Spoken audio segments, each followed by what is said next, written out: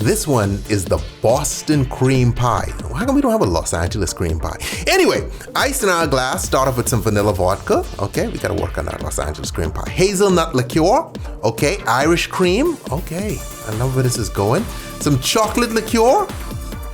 Milk. This is a ready delicious drink. That's already milky, so you don't necessarily need to add milk if you don't want to, but you could. That's just to lower the alcohol content.